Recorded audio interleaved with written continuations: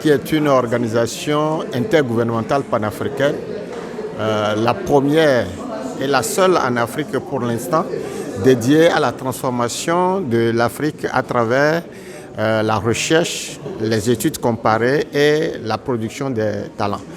Ce jour, nous avons co-organisé avec l'ambassade du Cameroun, avec la Chambre de commerce et d'industrie et de services de la région Salé, Rabat, Kénitra, pour dire plus loin, entre un forum économique entre le Maroc et le Cameroun.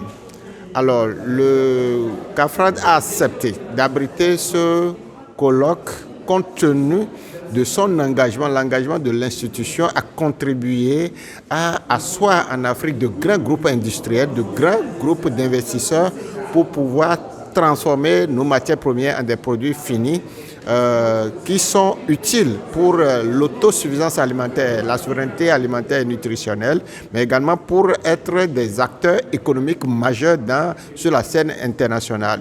C'est ce qui a fait que le CAFRAD a accepté d'abriter cet événement aujourd'hui. Et l'événement a regroupé non seulement les acteurs institutionnels, mais les vrais acteurs économiques de terrain, je veux dire les entreprises, les investisseurs, qui, à l'issue des débats, vont organiser des rencontres B2B pour signer des partenariats et concrétiser leurs ambitions, leurs projets dans le cadre de la coopération Sud-Sud qui est très cher pour Sa Majesté le roi Mohamed VI, que Dieu le protège et l'assiste. Alors, qu'est-ce que nous avons fait ce matin? Ce matin, après la cérémonie d'ouverture officielle marquée par 4 allocutions, nous sommes allés en panel. Et le panel que j'ai animé porte sur coopération, investissement et couloir de croissance.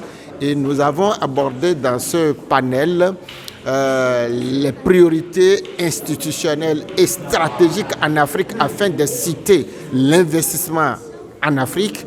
Nous avons abordé également le cadre juridique et notamment ce qui préoccupe les investisseurs, la sécurité juridique et judiciaire, pour ne pas dire juridictionnelle, afin de stabiliser et de sécuriser les investissements. Nous avons également abordé les cas concrets des contraintes et des défis que les investisseurs en Afrique rencontrent. Mais surtout, nous avons mis l'accent sur le cadre favorable qui est mis en place par le Maroc, le Royaume du Maroc, pour attirer non seulement les investisseurs des autres pays de l'Afrique à venir s'installer et investir au Maroc, mais également à desservir le reste du continent comme un continent.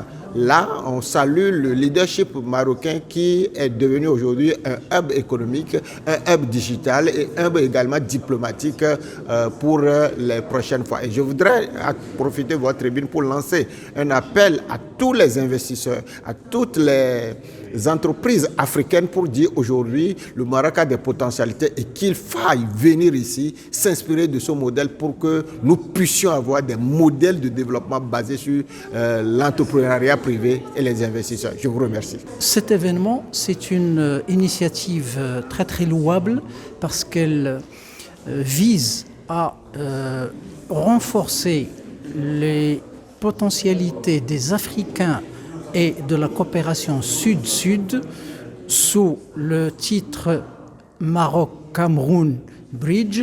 Donc c'est un pont entre Africains, un pont Sud-Sud qui lance des initiatives économiques et ce forum a le privilège d'associer les institutions publiques, l'ambassade du Cameroun, les institutions privées et la société civile.